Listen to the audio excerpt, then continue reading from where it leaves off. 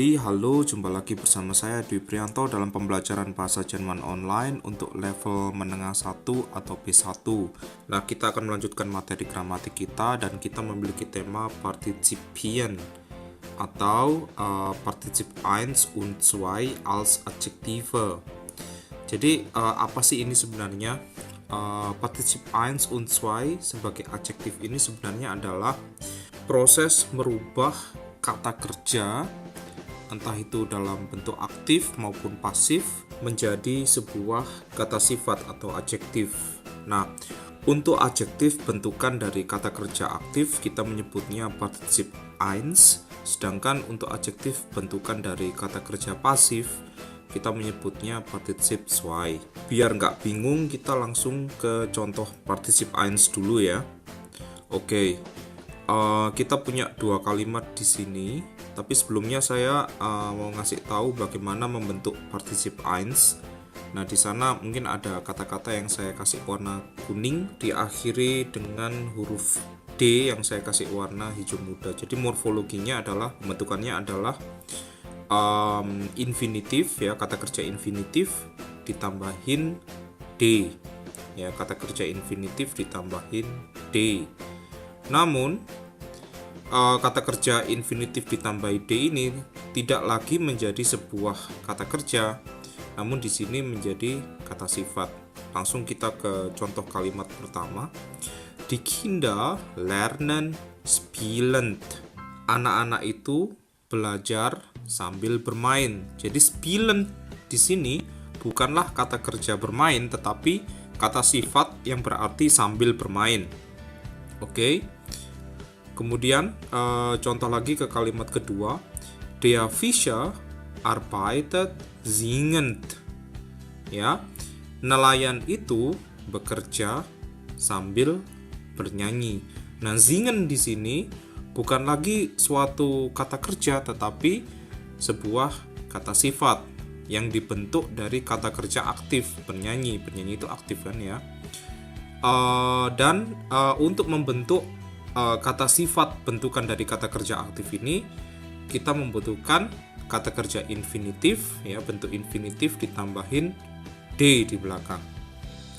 Dan ini juga bisa dideklinasikan apabila contoh kalimat sebagai berikut.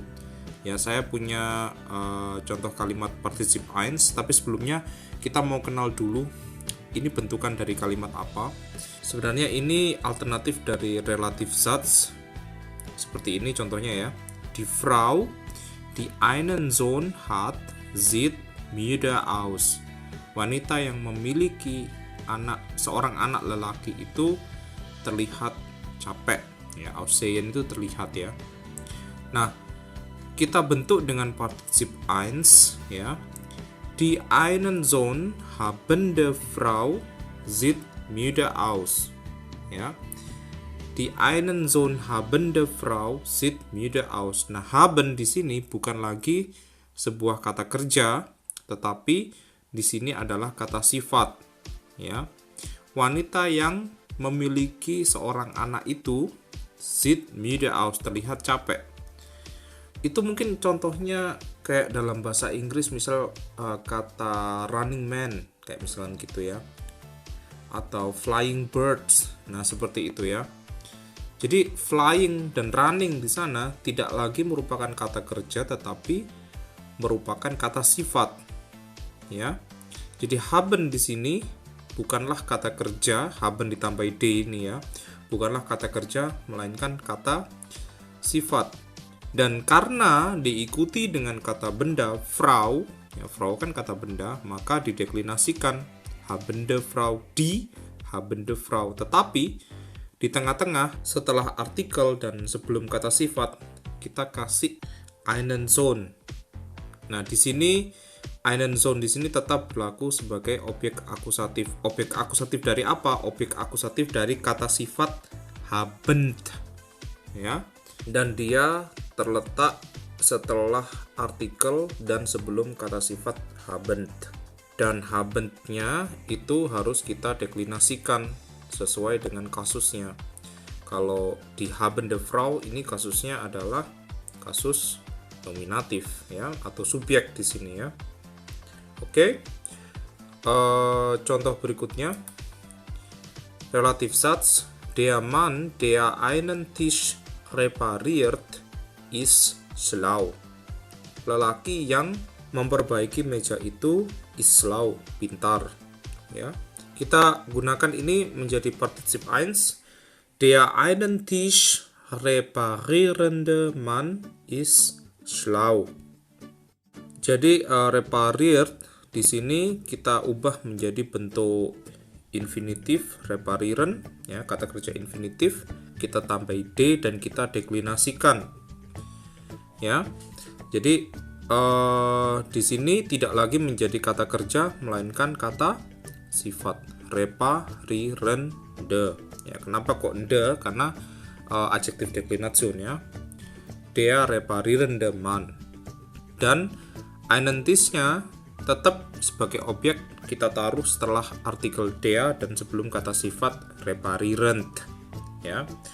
Reparierend itu, saya ulangi lagi, adalah kata sifat bentukan dari kata kerja aktif reparieren ya. Contoh berikutnya, kan tadi kita sudah bahas yang nominatif ya, kita bahas bagaimana kalau seandainya Partizip 1-nya itu objek. Nah, di sini kita punya contoh objek datif. Kita mulai dengan Relativsatz-nya dulu ya, biar kita ngerti ya. Ich helfe einer Frau, die eine Suppe kocht. Ya, saya menolong seorang wanita yang masak sebuah sup. Alternatifnya kita menggunakan Partizip Ich helfe eine Suppe kochenden Frau. Nah, di sini kita lihat deklinasinya bukan kochende kayak yang sebelum-sebelumnya, tapi kochenden. Kenapa? Karena adjektif Deklination dari kata benda datif itu kan selalu en ya. Ya, kecuali yang null artikel. Nah, itu dulu kita bahas waktu A1 akhir-akhir. Jadi di sini Ich helfe eine Suppe kochenden Frau ya. Supenya di sini tetap berlaku sebagai objek akusatif.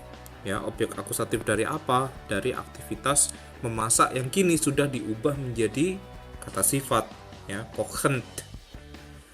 Good. Contoh berikutnya kita punya kalimat relatif der Jäger schießt auf den Vogel der fliegt. Pemburu itu menembak pada burung yang sedang terbang. Kita ubah menjadi Partizip 1. Der Jäger schießt auf den fliegenden Vogel. Nah, ini burungnya berkasus apa nih? Berkasus akusatif ya, karena setelah preposisi auf ya. Dan di sini kita lihat deklinasinya dari fliegend adalah den. Nah, kalian lihat aja tabel deklinasi di A1 dulu. Nah, itu penting sekali dan seharusnya kalau kalian sudah B1 ya harusnya sudah hafal ya. Good. Jadi Partizip 1 itu sebenarnya bisa jadikan alternatif dari kalimat relatif. Perbedaannya kan kalau kalimat relatif itu kan dipisahkan koma ya, antara klausa 1 dan klausa 2. Tapi kalau Partizip 1 itu tanpa koma ya. Einfach kata kerja yang lain dijadikan kata sifat. Cuma memang dalam penerapannya Partizip 1 memang agak lebih susah. Tetapi ingat, Partizip 1 ini banyak digunakan di teks-teks untuk level B1 dan B2. Jadi kalian harus menguasai betul ya. Karena kalau kalian nggak menguasai betul, nanti ketika kalian membaca teks-teks yang mengandung Partizip 1, maka kalian bingung sendiri ya. Bagaimanakah kata sifat yang diambil dari bentukan kata kerja pasif? Nah, ini disebut Partizip 2. Di sini saya punya 2 contoh ya. Tapi sebelumnya saya mau ngajarkan dikit morfologinya, pembentukannya. Untuk Partizip 2 ya, yaitu kata sifat bentukan dari kata kerja pasif, itu kita mengambilnya dari Partizip perfect ya, kemudian dideklinasikan. Gampang sekali ya. Participe perfect lalu dideklinasikan. Contoh marinieren. Nah, marinieren itu artinya apa ya? Mengolesi atau apa sih bahasa Indonesia? Marinate ya. Kayak misalkan ikan kita bumbuin ya, kita olesi seluruhnya dengan bumbu-bumbu, itu namanya marinate ya. Kalau dalam bahasa Jerman bentuk aktifnya adalah marinieren. Nah, bentuk pasifnya diambil dari participe perfectnya yaitu mariniert, kemudian dideklinasikan. Contoh di kalimat pertama, ich esse einen marinierten Fisch. Saya makan sebuah ikan yang dimarinate. Ya, ikan yang dikasih bumbu. Oke. Contoh kedua, der angebrannte Kuchen schmeckt bitter. Kue yang angebrannt, gosong. Nah, ini bentuk pasif ya. Kalau anbrennen itu membakar, kalau angebrannt itu artinya terbakar. Kue yang terbakar atau kue yang gosong rasanya pahit. Schmecken artinya rasanya. Jadi kalau kata sifat bentukan dari aktif, kita mengambilnya dari kata kerja infinitif dikasih D dan dideklinasikan. Sedangkan, saya ulangi lagi nih ya, untuk kata sifat dari bentukan kata kerja pasif ya, kita menggunakannya yaitu dengan participe perfect kemudian dideklinasikan. Saya harap penjelasan saya ini membantu tentang partisipien, dan terima kasih sudah belajar bersama. Saya Dwi Prianto mengucapkan Tschüss und bis zum nächsten Mal.